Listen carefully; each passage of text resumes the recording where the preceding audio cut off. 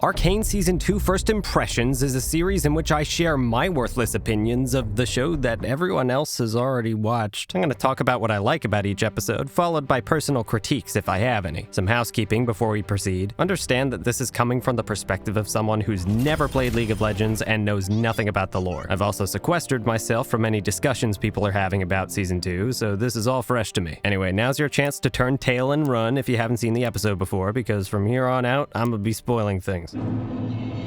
Okay, first order of business. Yes, the visuals are spectacular. What did you expect? That's the free space in Arcane bingo. I imagine a lot of people are going to fixate on the action sequences or hyper-stylized moments, but it's the character acting that gets me. Embarrassment cutting through a smile, a face that can't decide whether to be angry or impressed. I could have sworn Mbessa smirked in this shot, but no, it's just that the eyes and eyebrows move with such precision that my brain filled in the gaps. Jace's expression in this shot communicates what he's thinking so clearly it may as well be subtitled. I love this moment. Even the way these characters handle props blurs the line between animation and live action. It's crazy. The Council, what's left of it at least, surprised me. They served their purpose well enough in Season 1, but the perspective each of the members offered was rarely explored, and most of their sequences felt less like a debate to me and more like one of the characters rolling a persuasion check. Not so in this episode. I was captivated by these guys. Sallow grieves for lost members of the Council and wants to clap back as hard as possible. Shula represents the civilian populace and speaks about how Piltover is going to heal. Mel is something of a mediator, but one that fully resents war, which tracks given her upbringing. There's a real weight to the back and forth in this scene, and I appreciate how the solution they end up with is a compromise rather than a unanimous decision. Councilman Sallow was the standout to me, though. I knew nothing about him in Season 1, but they did a great job fleshing him out here. I'm a sucker for fictional politics and ethics discussions, and given the way things are going, these dilemmas are only going to get more complicated. Bro, I am in. Alright, let's run through some characters. Maddie is nice, and I like her. It was especially touching how seeing such an inspired soul is ultimately what changes Vi's mind and pulls her out of her slump. She looks like a warm, bubbly creature, and I rate her odds of survival at 15%. The way Loris was introduced is interesting. I had a little mirage of Vander when I first heard his voice, like an echo of the moment Vi was beaten down in Season 1. Despite his stature, I feel like he's something of a pacifist, especially since he only uses a shield. Here's my prediction of the week. Not backed up by evidence, just a random guess. Loris is gonna pair up with Maddie or come to her aid when she's in trouble. There's something about the trope of the big, intimidating character befriending a little one that makes me happy. Bonus points if Maddie's got a violent, manic side to juxtapose Loris. I'm telling you, big shield guy, little stabby.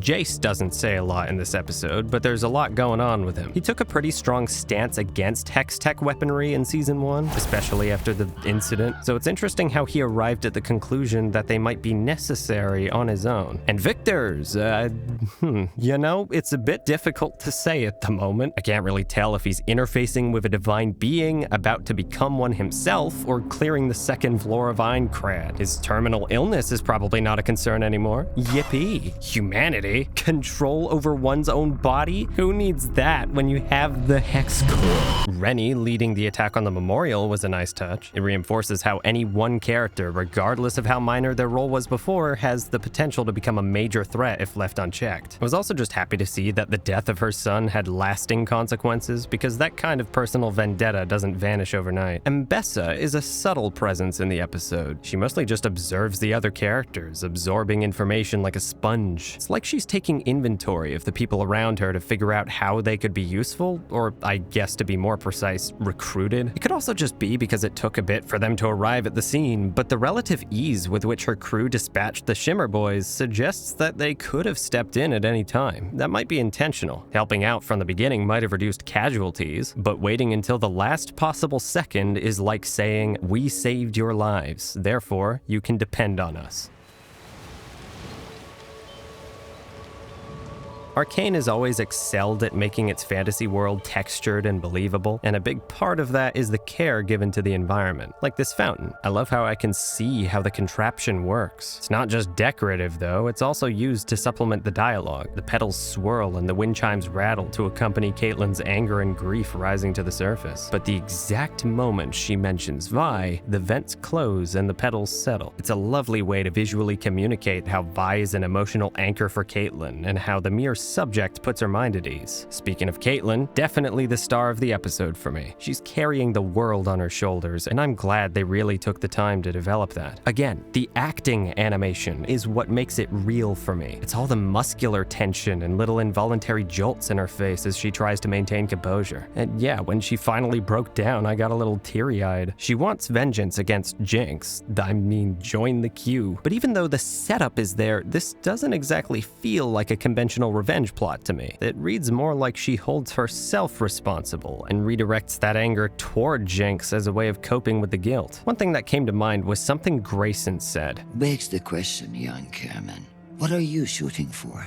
Caitlin's probably gonna have Jinx at gunpoint again. She's already rehearsing the encounter in her mind, but if she doesn't figure out what she's shooting for, I don't think she'll be able to pull the trigger.